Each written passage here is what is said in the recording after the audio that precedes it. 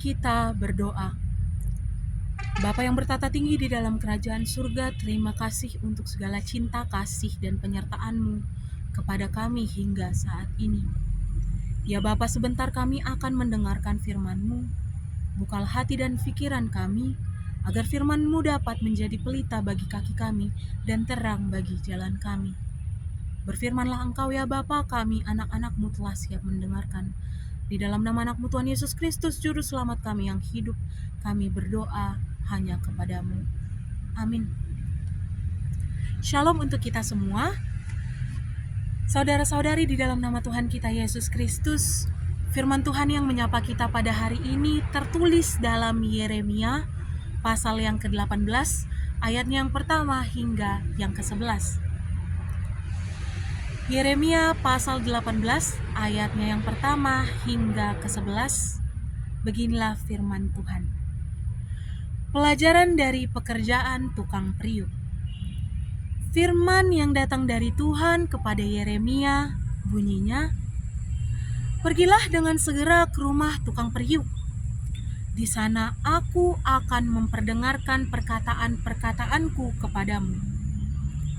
Lalu pergilah aku ke rumah tukang periuk, dan kebetulan ia sedang bekerja dengan pelarikan. Apabila bejana yang sedang dibuatnya dari tanah liat di tangannya itu rusak, maka tukang periuk itu mengerjakannya kembali menjadi bejana lain menurut apa yang baik pada pemandangannya. Kemudian datanglah firman Tuhan kepadaku, bunyinya, "Masakan aku tidak dapat bertindak kepada kamu seperti tukang periuk ini, hai kaum Israel?" Demikianlah firman Tuhan, "Sungguh, seperti tanah liat di tangan tukang periuk, demikianlah kamu di tanganku, hai kaum Israel. Ada kalanya aku berkata tentang suatu bangsa dan tentang suatu kerajaan, bahwa aku akan mencabut, merobohkan, dan membinasakannya. Tetapi apabila bangsa yang terhadap siapa aku berkata demikian telah bertobat dari kejahatannya, maka menyesallah aku bahwa aku hendak menjatuhkan malapetaka yang kurancangkan itu terhadap mereka. Ada kalanya aku berkata tentang suatu bangsa dan tentang suatu kerajaan, bahwa aku akan membangun dan menanam mereka. Tetapi apabila mereka melakukan apa yang jahat di depan mataku dan tidak mendengarkan suaraku, maka menyesallah aku bahwa aku hendak mendatangkan keberuntungan yang kujanjikan itu kepada mereka. Sebab itu, katakanlah kepada orang Yehuda dan kepada penduduk Yerusalem, beginilah firman Tuhan, sesungguhnya aku ini sedang menyiapkan malapetaka terhadap kamu dan merancangkan rencana terhadap kamu. Baiklah kamu masing-masing bertobat dari tingkah langkahmu yang jahat, dan perbaikilah tingkah langkahmu dan perbuatanmu."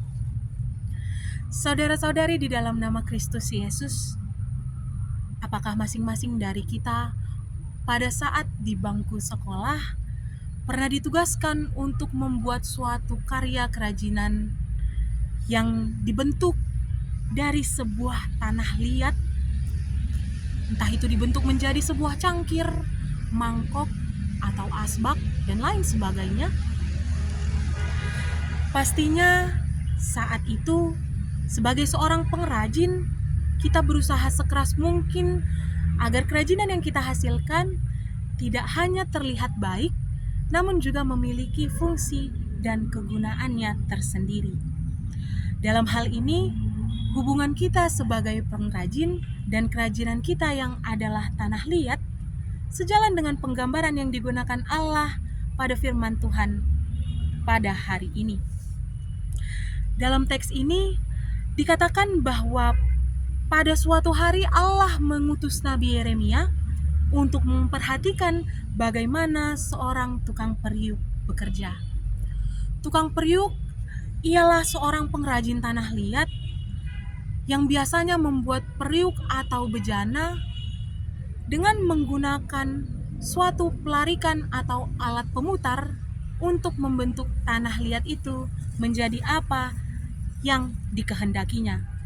Gambaran ini digunakan Allah untuk menyatakan hubungannya dengan bangsa Israel pada masa itu, di mana Allah menggambarkan dirinya sebagai tukang periuk dan bangsa Israel digambarkan sebagai tanah liat.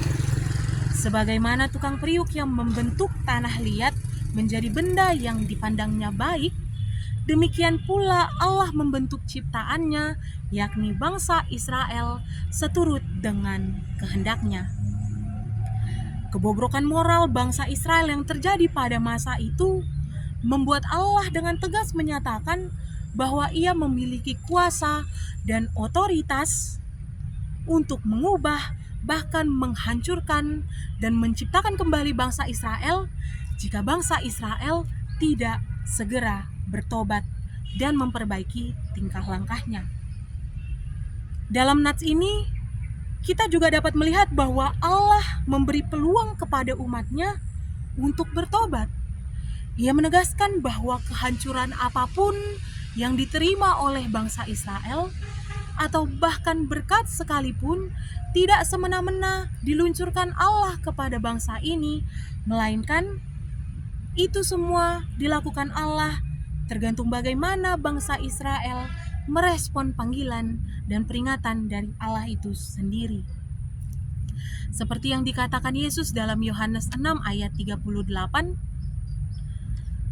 "Sebab aku telah turun dari sorga bukan untuk melakukan kehendakku, tetapi untuk melakukan kehendak Dia yang telah mengutus aku." Dapat kita lihat sebagaimana Yesus taat kepada Bapanya untuk turun dan menebus dosa manusia di dunia.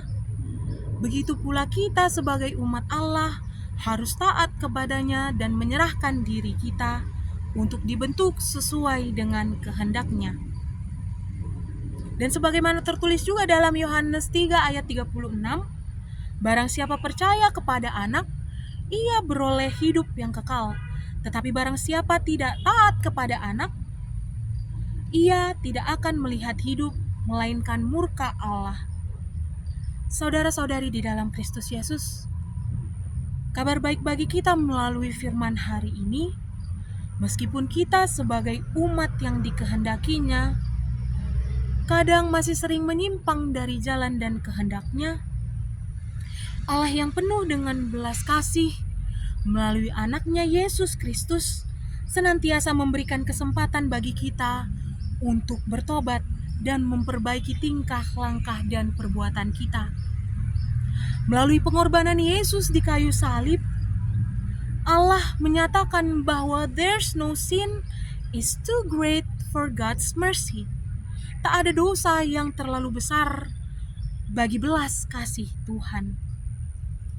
Untuk itu, kembalilah kepadanya dan perbaharuilah dirimu di dalam kasih-Nya. Belajarlah untuk taat kepadanya dan bertobatlah selagi Allah senantiasa memberi kesempatan bagi kita untuk memperbaiki tingkah langkah dan perbuatan kita. Amin, kita berdoa. Bapa, kami bersyukur untuk firman yang telah kami dengarkan. Kiranya Engkau senantiasa menuntun kami untuk selalu taat kepadamu dan memperbaiki tingkah langkah dan perbuatan kami. Kami adalah manusia yang tidak luput dari dosa Tuhan. Ampunilah segala dosa dan kesalahan kami, agar kami layak berada di hadapan-Mu. Di dalam nama Anak Tuhan Yesus Kristus, Juru Selamat kami yang hidup, kami berdoa dan mengucap syukur.